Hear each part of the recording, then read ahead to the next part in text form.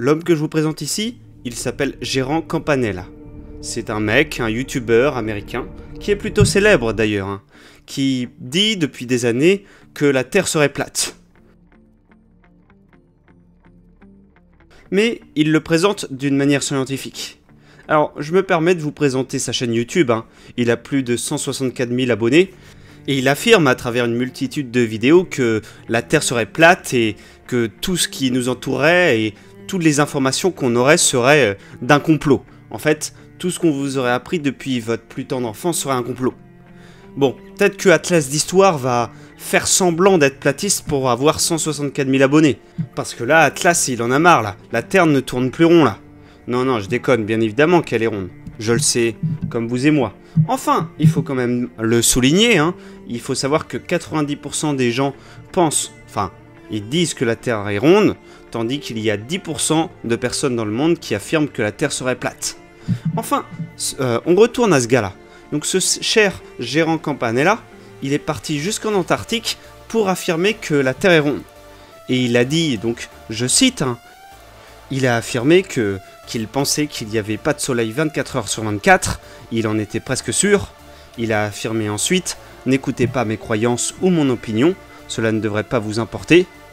Il dit, pour finir, je me rends compte que je vais être traité de charlatan simplement pour avoir dit ça, et vous savez quoi? Si vous êtes un charlatan pour être honnête, alors soyez-le. Je croyais vraiment qu'il n'y avait pas de soleil 24 heures sur 24, maintenant je crois vraiment qu'il y en a un, a-t-il conclu. Donc sous-entendu, il comprend tout d'un coup que la Terre est ronde. Mais ceci est que l'arbre qui cache la forêt. En fait, cet iceberg, ou cette communauté des platistes, elle a une histoire beaucoup plus profonde, beaucoup plus longue et bien plus semée d'embûches. Et c'est ici qu'Atlas permet de revigorer des mauvais souvenirs, des histoires anciennes qui remontent aux origines de la Terre plate. Pour comprendre les origines du platisme et de ces hommes qui pensent que la Terre est plate, il ne faut pas remonter à si loin. En fait, le terme moderne du platisme date du 19 et du 20e siècle. Pour résumer cette histoire en quelques paragraphes, l'historienne britannique des sciences Christine Garwood, dans son ouvrage Flat Earth, The History of Infamous ID, que je vous présente juste ici, apporte un éclairage précieux. Cette histoire semble prendre fin à la fin du XXe siècle, avec la disparition d'une société de la Terre plate, ce qui aurait pu annoncer l'extinction du platisme en tant que mouvement organisé. Cependant, contre toute attente, la reconstitution de la Flat Earth Society dans la seconde moitié des années 2000, suivie d'une rapide expansion de ses adeptes dès le milieu des années 2010, a redonné un souffle nouveau à ces théories. On aurait préféré qu'elles restent dans l'oubli, mais bon, on fait avec. Garwood souligne que, contrairement à une idée répandue, le Moyen-Âge ne cultivait pas l'idée massive de la croyance en une Terre plate. En réalité, dès l'Antiquité grecque, la sphérité de la Terre était largement acceptée. Certes, quelques auteurs de l'époque praticistes considéraient la Terre comme plate et rejetaient l'idée de sa sphéricité, qu'ils associaient à des croyances païennes, mais cette opinion restait minoritaire. De même, l'idée selon laquelle Christophe Colomb aurait risqué l'hérésie en affirmant pouvoir contourner le globe est une légende. Garwood explore la genèse de cette légende noire forgée à l'époque moderne par des penseurs et scientifiques critiques envers la société. Christine Garwood, encore elle, analyse les origines contemporaines de la croyance à la Terre plate, mettant en lumière le rôle de l'interprétation littérale des Écritures dans certains courants protestants et le conflit exacerbé entre religion chrétienne et nouvelles théories scientifiques au XIXe siècle. Ces fondements, partagés avec le créationnisme chrétien, s'accompagnaient toutefois d'un rejet mutuel.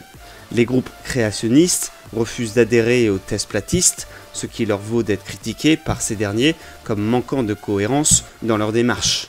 Selon Garwood, l'essor moderne de cette croyance prend racine au Royaume-Uni au XIXe siècle, notamment à travers Samuel Rowbotham, alias Parallax. Personnage aux multiples identités, Rowbotham a mené une carrière singulière, passant des cercles socialistes utopiques à des inventions médicales supposées prolonger la vie humaine, Ce mec n'est pas personne, hein. C'est un débatteur habile et imperturbable. Il défendait ses thèses avec calme, un trait qui n'a pas toujours caractérisé ses successeurs, à travers des expériences censées démontrer la platitude de la Terre et la publication de son ouvrage zététique Astronomy, Earth Not a Globe, enrichi au fil des éditions. Rob Baugham rejetait les théories coperniciennes et newtoniennes. Il décrivait une Terre plate, immobile, avec un pôle nord central et bordé d'un mur de glace, tout en s'appuyant sur des références bibliques pour renforcer ses démonstrations scientifiques. Pour lui, la Terre plate confirmait littéralement la véracité des Écritures. Garth Wood s'interrogeait sur la sincérité de Rob Baugham. Était-il un manipulateur exploitant la crédulité publique, comme l'accusaient certains de ses contemporains ayant percé son identité réelle? Ou bien incarnait-il une figure typique des milieux mêlant croyances scientifiques et religieuses parallèles, adhérant successivement à diverses théories avec une sincérité variable et un opportunisme matériel? En fait, c'était une sorte de boutiquier, un marchand de vent un petit peu. À partir de 1872, une revue intitulée The Zetetic, a Monthly Journal of Cosmographical Science fut publiée, suivie de divers périodiques. Les écrits de Rob Baugham, encore réédités aujourd'hui et accessibles sur des plateformes comme Amazon, continuent d'influencer les arguments des platistes contemporains, le désignant comme un véritable père fondateur de cette croyance moderne. Autour de Rob Baugham gravitaient d'autres figures énergiques, dont l'histoire est relatée par Garth Wood. Parmi elles, Lady Elizabeth Blount, donc née en 1850 et morte en 1935, aristocrate britannique et fervente bibliciste, créationniste, anti-vivisectionniste et anglo-israélite. Elle est la fondatrice de l'Universal Zetetic Society en 1892 et du magazine The Earth Not a Globe Review de 1893 à 1897. Le magazine devait être bien plat, du moins à l'intérieur. Elle mobilisa ses relations au sein des classes distinguées pour rallier des membres influents, dont un archevêque anglican. Bien que l'association semble avoir cessé ses activités avant la Première Guerre mondiale, Lady Blount ne renonça jamais à ses convictions, contribuant à pérenniser ce mouvement au-delà de sa propre époque. L'extrait explore l'histoire et l'évolution de la croyance moderne en la Terre plate, mettant en lumière son ancrage dans le XIXe siècle et son expansion jusqu'à nos jours. Voici quelques éléments clés. Donc, au Royaume-Uni, comme je vous ai dit, il y avait Samuel Rob Baugham, alias Parallax, qui publie des écrits comme zététique. Il y associe des expériences scientifiques. Il y a également Lady Elizabeth, qu'on a vu. De l'autre côté, aux États-Unis, on retrouve des figures comme Wilbur Glenn Voliva, qui défendent la Terre plate en lien avec des mouvements religieux comme le Christian Apostolic Church. Il y a également Charles Kenneth Johnson et son épouse qui relancent le mouvement malgré des revers comme l'incendie de leur archive en 1995. Dans les années 2000, Daniel Shenton redonne vie à la Flat Earth Society, favorisant une résurgence grâce à Internet et les réseaux sociaux. La Flat Earth Society Conference de Denver en 2018 illustre l'intérêt grandissant, attirant des participants internationaux convaincus par des arguments bibliques et pseudo-scientifiques. Alors les croyances sont les suivantes. Nombreux sont les partisans qui s'appuient sur des lectures littérales de la Bible, rejetant les sciences modernes et les agences comme la NASA. Des slogans existent tels que « La NASA ment » ou « Bible say flat Earth » qui renforcent leur discours. Également, il y a une atmosphère et des rassemblements qui sont décrites comme chaleureuses avec des aspects religieux prédominants, des prières, des familles impliquées. Un marché dédié propose des produits dérivés, des t-shirts, des livres, des documentaires et musiques comme celle de Flat Earthman. Et il y a également des médias qui trouvent le sujet captivant, qui assurent une visibilité qui attire des curieux et alimentent les débats. On retrouve aussi des groupes Facebook et des événements internationaux comme Barcelona 2019 qui montrent l'extension du phénomène au-delà de l'Amérique du Nord. Maintenant, je vais vous poser une question. Qu'est-ce que vous pensez de ce nom de scène? Conspiracy Music Guru. De son vrai nom, Alex Michael, est un chanteur britannique qui s'illustre par des clips humoristiques et soignés dénonçant des concepts tels que la théorie de la gravité ou les supposés mensonges liés à la conquête spatiale et aux missions lunaires. Lors de la FEIC 2018, il a donné un récital apprécié où il a interprété des chansons aux paroles provocantes comme Don't Believe in Gravity, Don't Believe in Fantasy et What You're Watching in a Puppet Show, Astronauts, They are actors of course. Donc bien sûr, je vous le traduis, ne croyez pas en la gravité, ne croyez pas en vos fantaisies. What you're watching your puppet show. Donc ce que vous regardez, c'est un show tout simplement. Les astronautes sont des acteurs. Bon, sans commentaire. Parmi les autres produits liés au mouvement de la Terre plate, on trouve l'application Flat Earth Sun and Moon Clock, lancée officiellement le matin de l'ouverture de cette même conférence. Pour certains croyants, bien que la foi en la Terre plate ne soit pas jugée essentielle pour le salut, elle renforce selon eux la cohérence du message biblique. Cependant, il y a encore des débats. Il y a ceux qui croient que la Terre est plate et les autres qui disent au contraire que ça l'est pas. Tout dépend des mouvances. Des figures telles que Nathan Robert affirment même que cet argument a permis de convertir des non-croyants, comme en témoignent des commentaires de sa chaîne YouTube du type « J'ai trouvé Jésus grâce à la Terre plate ». Rob Skiba, un autre fervent défenseur de cette théorie, a présenté une allocution lors de la FEIC 2019, intitulée « Testing the Globe, a Zetetic Investigation ». Ancien sceptique, Skiba a été convaincu en 2015 après avoir découvert les arguments de Mark Sagan. Il perçoit la Terre plate comme une intégration logique à sa vision biblique et hébraïque du monde, liée à son intérêt pour le Hebrew Roots Movement. Ce courant vise à revenir aux racines hébraïques du christianisme en rejetant les influences païennes supposées. Lors de la conférence, Skiba a exposé sa remise en question du modèle copernicien, citant des arguments pour invalider les objections courantes, notamment les photographies de la Terre qu'il attribue à des distorsions optiques. Il a aussi dénoncé des théories de conspiration impliquant la NASA, qu'il associe à des francs-maçons, occultistes et anciens nazis. Plus tard, il a débattu avec Robert Sugenis, un auteur catholique traditionnaliste et géocentriste. Bien que Surgensis rejette la Terre plate, il partage avec Skiba l'idée que le Soleil tourne autour de la Terre.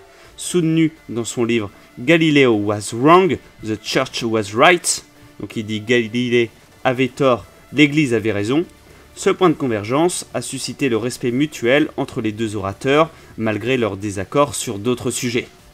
Le débat entre Rob Skiba et Robert Sugenis, tenu lors de la FEIC 2018, reflète des divergences profondes sur l'interprétation biblique et l'approche exégétique liée en partie à leur ancrage religieux différent. Skiba, chrétien évangélique, défend une interprétation littérale de la Bible, affirmant qu'elle doit s'interpréter elle-même sans influence extérieure. A l'opposé, Sungensis catholique souligne la complexité des Écritures en raison de leur ancienneté et de la diversité des auteurs, tout en admettant que l'interprétation littérale est pertinente là où elle s'applique. Dans ce contexte, Sungenis critique l'utilisation du livre d'Enoch, une source non canonique pour certains partisans de la Terre plate, dont Skiba. Cela illustre une tendance de ces derniers à recourir à des références souvent ignorées par des courants bibliques traditionnels. Les arguments développés dans ce débat ont aussi permis de souligner les différences de perception cosmologique entre les deux hommes. Là où Sungenis voit dans la Bible la description d'un univers vaste et infini, Skiba insiste sur une lecture plus littérale de certains passages pouvant suggérer une Terre plate. Parallèlement, Nathan Thompson, à la tête du groupe Facebook officiel Flat Earth and Globe Discussion, incarne un activisme fervent pour promouvoir la thèse de la Terre plate. Il multiplie les initiatives comme la distribution de matériel éducatif ou les discussions publiques et considère cette cause comme un engagement à plein temps. Malgré les résistances croissantes qu'il constate, Thompson reste convaincu que l'intérêt pour cette théorie s'applique notamment grâce à l'impact des médias sociaux et des chaînes YouTube qui ont joué un rôle clé depuis 2014 dans la diffusion de ses idées. Je me permets une critique, je me permets de me lancer dans le débat, mais quand Atlas a 2000 abonnés et que Géranisme a 164 000 abonnés, bon, t'as envie de te poser des questions. T'as envie de dire Atlas Terre plate. Mais je ne le dirai pas. bien évidemment. Cependant, adopter la thèse de la Terre plate n'est pas sans conséquences sociales. Plusieurs adeptes rapportent avoir perdu des relations ou même des emplois en raison de leurs convictions. Pour eux, comme le souligne Matt Lang, la quête de la vérité prime sur les liens personnels, bien que cela puisse provoquer des divisions dans les églises ou même dans les conférences. Également, de nombreux partisans de la thèse de la Terre plate lient leurs convictions à diverses théories du complot. Cependant, il n'existe pas une seule version universelle, car le mouvement platiste est composé de nombreuses perspectives. Chez certains, l'adhésion à cette idée provient d'une méfiance préalable envers d'autres concepts dominants comme la vaccination ou des récits officiels comme les événements du 11 septembre 2001. Ces doutes initiaux ouvrent la voie à l'acceptation de l'idée que la Terre pourrait être plate. Parmi les stars de ce délire ou de ces thèses, il y a Hiru Landucci, un intervenant argentin qui est un fervent défenseur de la théorie du complot menée par les jésuites, soutenue par les francs-maçons. Selon lui, les élites intellectuelles et politiques jouent un rôle actif dans le maintien de ce qu'ils appellent le mythe de la Terre sphérique. Ce discours se propage largement via des plateformes comme YouTube, favorisant un rejet global des institutions académiques. Cette méfiance s'étend également au système éducatif, accusé d'étouffer la curiosité des jeunes esprits et de promouvoir une vision biaisée. Certains intervenants comme David Weiss déclarent que YouTube contient plus de connaissances que toutes les universités réunies, valorisant une approche autodidacte et alternative. Cependant, le milieu platiste n'est pas homogène et connaît des tensions internes. Par exemple, lors d'événements comme la Conférence internationale sur la Terre plate, les désaccords sur des personnalités ou des approches ont provoqué des divisions. L'apparition de célébrités comme Logan Paul, qui se serait déclaré presque convaincu, a suscité des controverses, certains membres influents jugeant ces intervenants contre-productifs. Le platisme s'appuie principalement sur des observations personnelles et des expériences empiriques. Les partisans rejettent les preuves scientifiques communément admises, préférant des démonstrations qu'ils peuvent réaliser eux-mêmes. Beaucoup estiment que la perception sensorielle immédiate a plus de valeur que les données complexes fournies par les institutions scientifiques. Sans soutien majeur de la figure scientifique reconnue, les partisans de la Terre plate s'appuient sur des personnalités de la culture populaire pour légitimer leur cause. En parallèle, une partie du mouvement mêle cette croyance à des références bibliques, parfois science-fiction, renforçant la conviction que leur thèse est à la fois scientifique et spirituelle.